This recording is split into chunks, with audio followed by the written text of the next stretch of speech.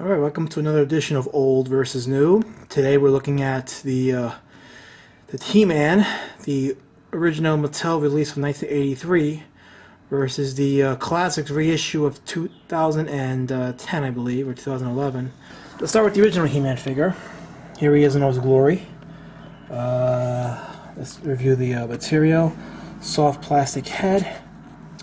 Nice hard plastic. Now this He-Man figure I got back on eBay in 1999. That was the year of me just cleaning up on figures from eBay. I purchased a lot of old Masters of the Universe toys in that summer, as well as a bunch of other toys that I had lost out on when I was a young kid. So eBay was like a big time link for me at the time. I loved eBay, so I got this He-Man figure off eBay. This figure didn't come with the shield. So I have the axe, which came bent like that, by the way. So the axe came bent, and I had the sword behind them. We'll get to that just in a quick bit, but just a quick review. Here's the original He-Man. Obviously, the stock body, legs bent. Now this was a good toy for its time, and even today, it kind of holds up pretty nicely, actually. Not entirely anatomically correct. It's a little exaggerated, but that's fine. He had the big-time muscles, the barbarian look. He was very grim-looking. Not the He-Man of the cartoon. So, and then of course He-Man is not He-Man without Battlecat. That's right. Here's Battlecat. In all his glory. These were the toys of the 80s. Big time staple of the 80s if you were a child growing up at that time, as I was. You put He-Man on the... now this particular He-Man's legs are kind of loose. I don't know if the guy who originally had it was a little rough with it, or I guess extended it more than he had to, but he has a little trouble standing up, but not entirely impossible. He can still stand him up. But here he is on Battlecat. Okay. Very visually appealing looking toy. The colors are nice, they're bright. They're very visually appealing if you're a boy. I assume that's the reasoning behind all the vibrant colors of this figure. This Battlecat didn't pose at all. Nice paint on it. Holds up after all these years, but that was the drawback of Battlecat. It didn't pose. The plastic was very hollow, but if you took care of it, it was very durable. Very nice looking set right there. I mean, this is like a good combo barbarian on top of giant tiger. Definitely spoke to the little boys who wanted to live out their frustrations via toy format. So here you go. Here's He-Man in all his glory. So we have this, and then we compare it to the reissue, the Classics He-Man, the completely new mold with many points of articulation. As you can see, they totally didn't deviate at all from the original design. If you look at it side by side, the armor plate is the same design. The axe is the same, except they painted it with more detail. But otherwise, you can see the designs are the same on the axe. It's got the little two triangles on either side. Same thing with here. So same design on the axe. If you look at the belt on the original He-Man, you see the design with the little balls on the belt here, and of course the furry manties.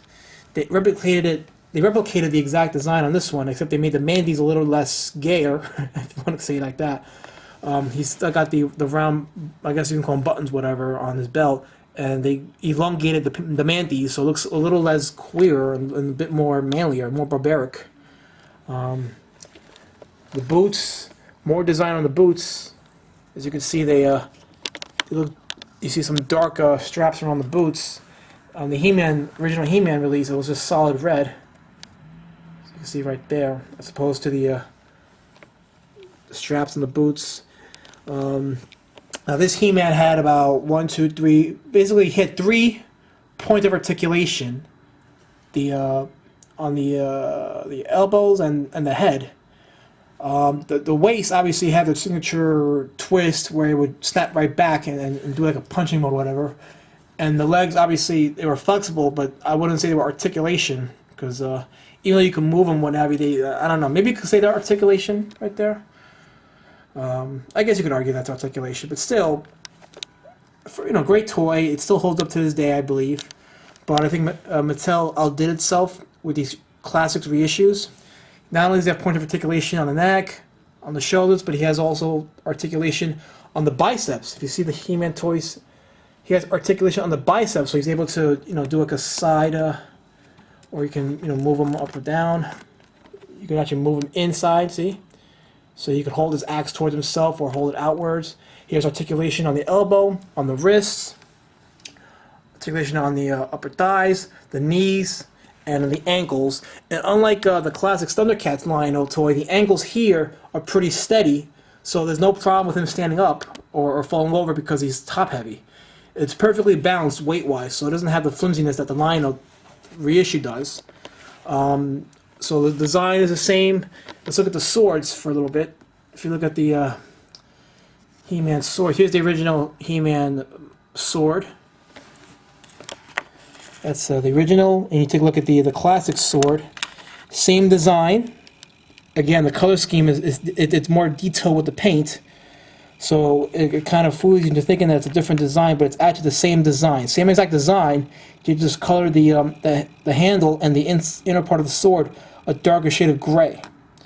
But same design. And on this He-Man, the classics He-Man, he has his own pouch where you can put his sword in. This He-Man doesn't have his own pouch. He has the back strap, and all us boys were, ingenious enough to put the sword behind the strap here. So, we were able to do that. Mattel didn't tell us to do it. We did it on our own. Because old minds think alike, great little minds think alike. All right, so He-Man, of course, is not He-Man without Battlecat. So let's bring Battlecat out, and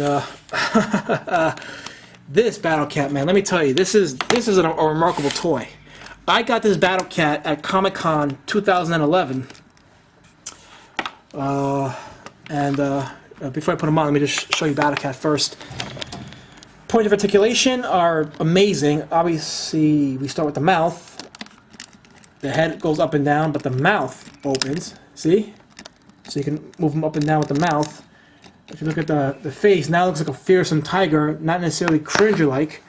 This one didn't have that problem either. I mean, he still looked pretty fearsome, but there's a big difference. This one just looks like probably a domesticated tiger versus the savage jungle cat that this one looks like. So, you put the mask back on, and you got point of articulation right by its feet. It's actually got two here, one that allows you to move the feet from side to side by itself, and brings it up and down. So you got 2 points of articulation just on right by the feet itself.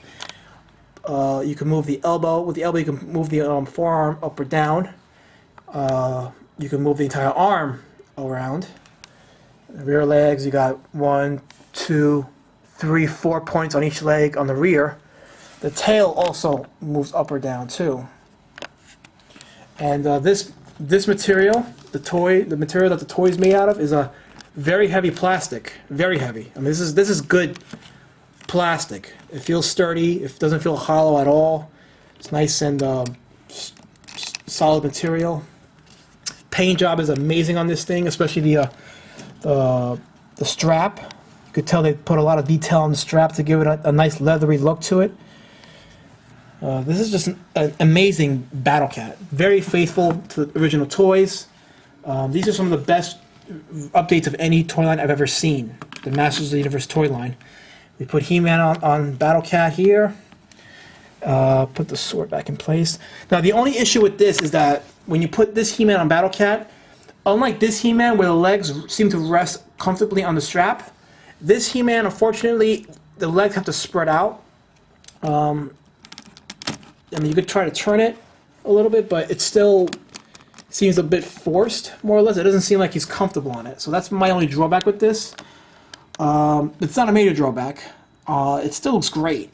It looks like a great figure. And, you know, probably one of the best, like I said, the updates on this toy line are amazing. And this I'm obviously going to give to my son. He already had a Thundercat, a Starscream G1 figure, and now I'm including this He-Man with Battlecat on it. That's going to be his Battlecat and his He-Man. So obviously this I think goes without saying is the updates, the classics, He-Man and Battlecat, just totally far and beyond an improvement over the classic, durable, original He-Man and Battlecat toy set. Again, this is an amazing sculpt, paint job, all around just an amazing update and just a wonderful figure and toy set. It's good for adult collectors, and it's also great to give to your children too. If you know, you have boys who are into this, I'm sure they would love this too. So again, this is a top-notch toy, top-notch remake, and completely gives a wonderful homage to the original Masters of the Universe toy line.